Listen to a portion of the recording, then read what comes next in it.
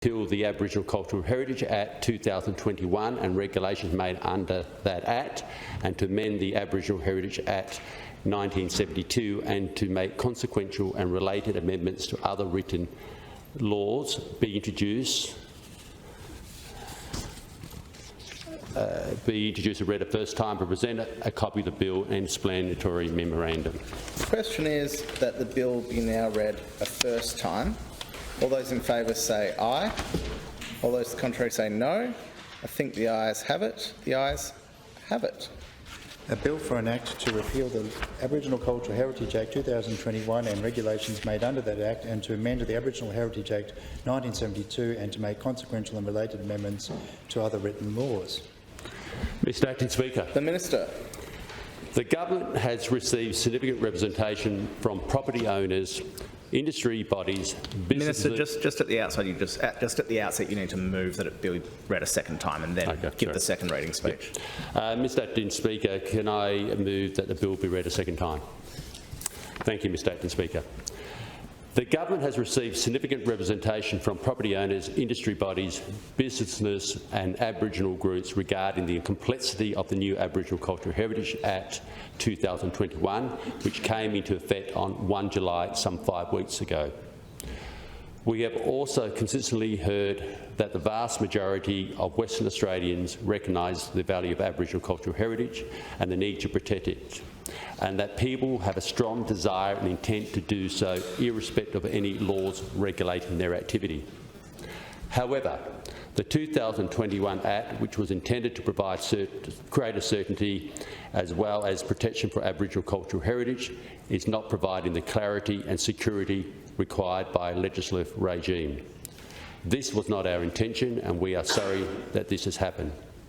Having regard to the genuine concerns that have been expressed, the government has decided the best course of action is to repeal the 2021 Act and reinstate the Aboriginal Heritage Act 1972 with targeted, simple amendments aimed at strengthening the role of Aboriginal people in the process of Section 18 consents and providing new information requirements to help ensure there is no further destruction of Aboriginal cultural heritage like we saw with the devastating loss of the 46,000-year-old Junka Gorge rock shelters.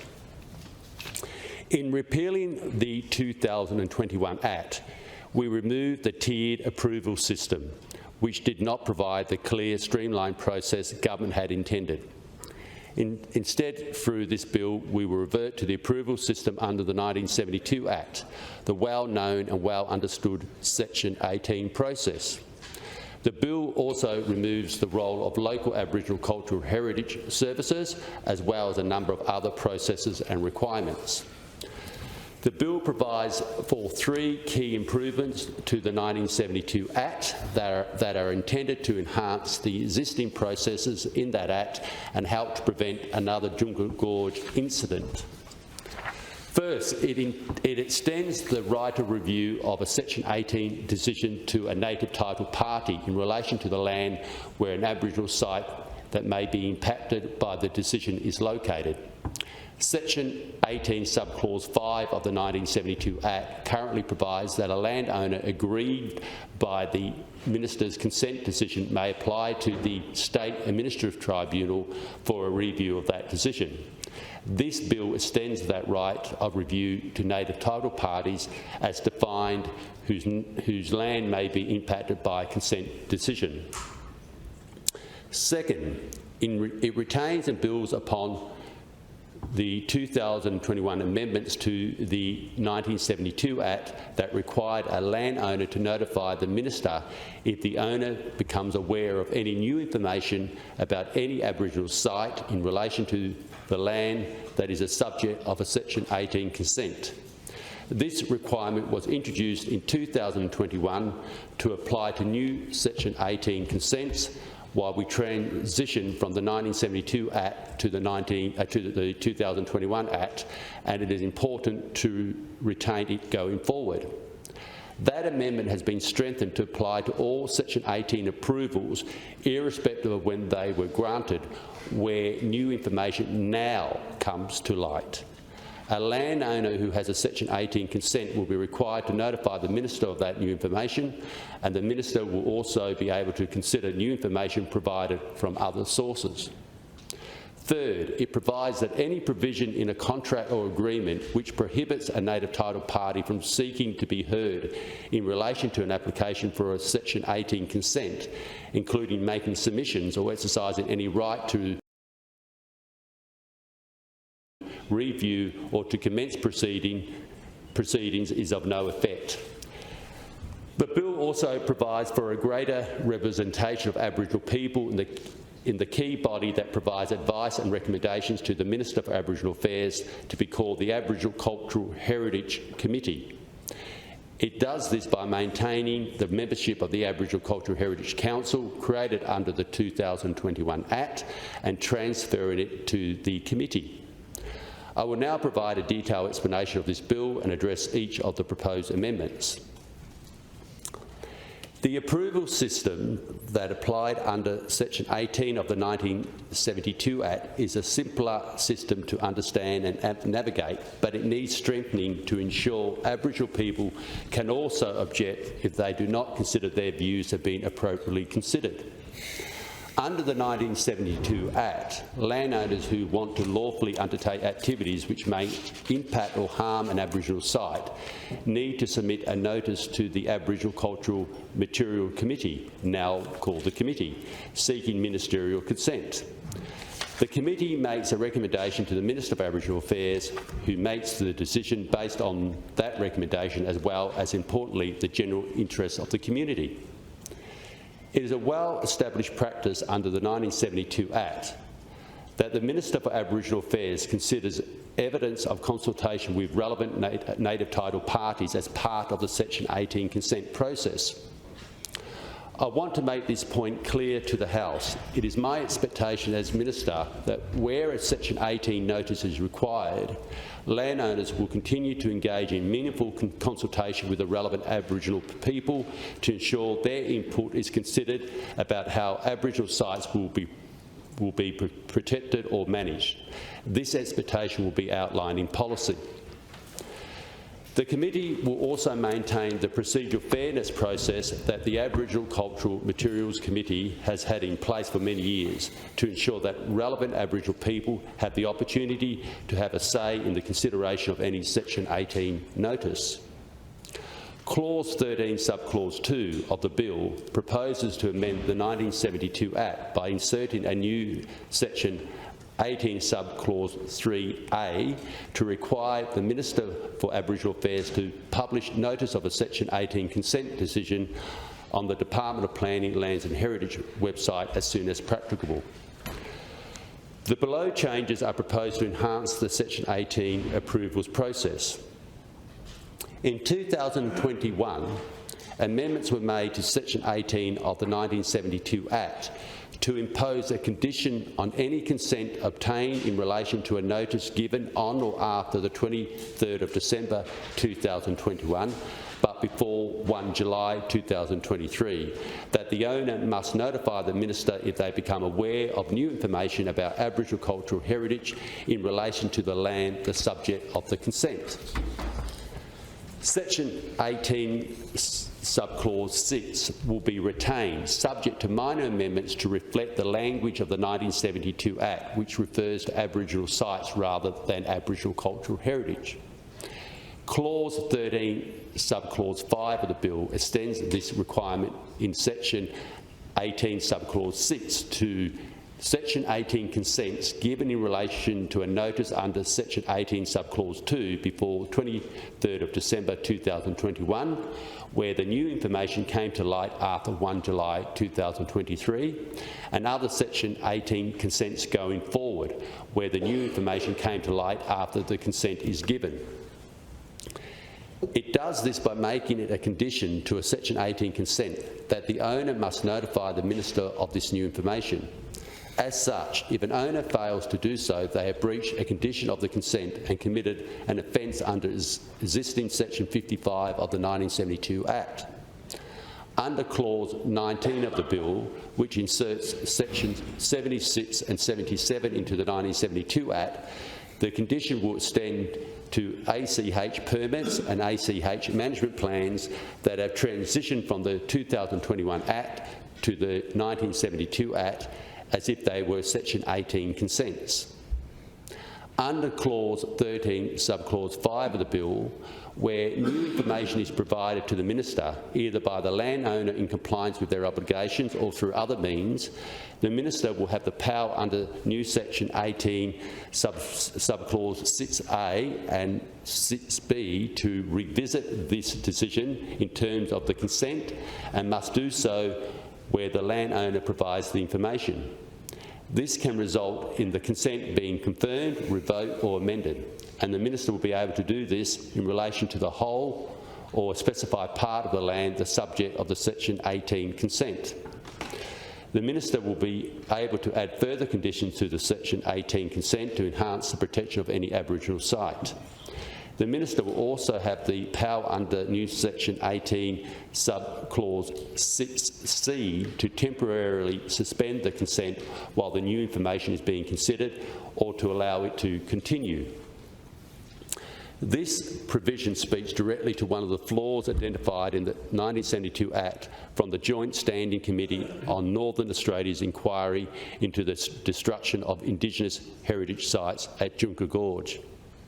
A requirement to provide new information means that landowners who become aware of new information in relation to an Aboriginal site will have a specific obligation to notify the Minister of that information, and the Minister will be able to act promptly to respond to the impact of the new information on an Aboriginal site. As already mentioned, the Section 18 process included a right of review of the Minister's decision for landowners but not for Aboriginal people whose Aboriginal sites were at risk. To enhance equity and protection of Aboriginal cultural heritage, this right of review is being extended to the native title party whose Aboriginal sites could be impacted by Section 18 consent. Clause 13, Subclause 3 of the Bill extends the right of review in Section 18, Subclause 5 to native title parties where they are aggrieved by a decision of the Minister under Section 18, including a decision to amend a consent or alter conditions on a consent. The term native title party is defined in Clause 13, Subclause 1 of the Bill to mean a registered native title body corporate for the land, a registered native title claimant for the land, a regional corporation in respect of land the subject of a settlement Indigenous land use agreement, a person who was a registered native title body corporate for the land, or a registered native title claimant for the land but who has surrendered the native title rights under Ulua, or whose native title rights and interests in respect of the land have been compulsorily acquired or otherwise extinguished, and prescribed persons or classes of persons. Timeframes for the review process will also be introduced through regulations made under new Section 18 subsection 9 and 10, so that review processes remain streamlined and do not hold a project or activity in abeyance for prolonged periods of time. Including timeframes in the right of review process will help to provide certainty for all parties involved. Clause 14 of the Bill incorporates a call-in power in new Section 18A of the 1972 Act for the Premier in terms similar to Section 246 of the Planning and Development Act 2005, where an application is of such state or regional importance that it is appropriate for the Premier to determine the application. Where that threshold is satisfied, the Premier can direct the State Administrative Tribunal to refer the application to the Premier, or to hear the application without determining it, refer it with recommendations to the Premier for determination. Clause 13, Subclause 4 of the Bill proposes to amend the 1972 Act to introduce a new provision that expressly prohibits gag clauses. This provision ensures that contracts and agreements between proponents and Aboriginal parties cannot prohibit a native title party from exercising their rights under Section 18 of the Act, including voicing an objection to a Section 18 notice, engaging with the committee, or now making an application for review. Part 5 of the 1972 Act, which sets up the Aboriginal Cultural Materials Committee, will also be amended by Clause 16 of the bill. We know from consultation through the reform process that the current composition of the ACMC does not work effectively for Aboriginal people across the state. The recently appointed Aboriginal Cultural Heritage Council ensures representation for Aboriginal people, with both chairpersons being a person of Aboriginal descent, one of whom, in accordance with Aboriginal tradition, has rights, interests and responsibilities in respect of women's business, and the other of whom, in accordance with Aboriginal tradition, has rights, interests and responsibility in respect of men's businesses. Under Clause 16 of the bill, a new Section 29 of the 1972 Act, as was the case for the Council, the Minister will be required to ensure that, as far as practicable, the majority of members are persons of Aboriginal descent and the gender composition of the committee is balanced. Under Clause 19 of the bill, the composition of that recently appointed council will be carried over to the renamed Aboriginal Cultural Heritage Committee. Under Clause 16 of the bill, amendments have been made to streamline administrative provisions relating to the committee and to empower the committee to determine its own procedures subject to any regulations in effect. Clause 19 of the bill includes a number of transitional provisions that are needed to ensure that there is certainty and continuity for people as we move from the 2021 Act to the new amended 1972 Act. These provisions include making sure that any applications, permits and management plans provided for in the 2021 Act, as well as any protected area orders, are transitioned back into the framework of the 1972 Act. The transitional provisions also deal with a range of other matters that are needed to clarify the legal status of things that occurred during the operation of the 2021 Act. Clauses 8, 13, subclause 6 and clauses 14 and 17 of the bill also modernises the regulation-making powers, both to deal with additional transitional matters that are not already expressly provided for in the bill and to support the implementation of timeframes required for ensuring new processes remain streamlined and for the setting of fees. The 2021 Act repealed the Aboriginal Heritage Marandoo Act 1992, an historic addressing of past wrongs suffered by Aboriginal people. The effect of this repeal of the Marandoo Act and the revival of the application of Aboriginal heritage legislation to the Marandoo Act is maintained by the bill. Under Clause 19 of the bill, a new Section 84, subsection 4 of the 1972 Act, the Marandoo area will be subject to the new information condition of 1 July 2023 also. Western Australia was the first jurisdiction in Australia to recognise Aboriginal sites and objects of significance and provide a framework to support traditional use through the 1972 Act. This Act was well ahead of its time and required approval for any activities that would impact Aboriginal sites. This bill's targeted simple amendments to the 1972 Act will afford improved protection for Aboriginal cultural heritage in Western Australia, as well as ensure a pragmatic approach that does not impose unnecessary burdens or red tape for a range of activities. Acting Speaker, I commend the bill to the House. The question is that the bill be now read a second time. The member for Roe. Acting Speaker, I move debate be adjourned. The question is that the motion be agreed to. All those in favour say aye. Aye. All those contrary say no. I think the ayes have it. The ayes have it. Members, I've received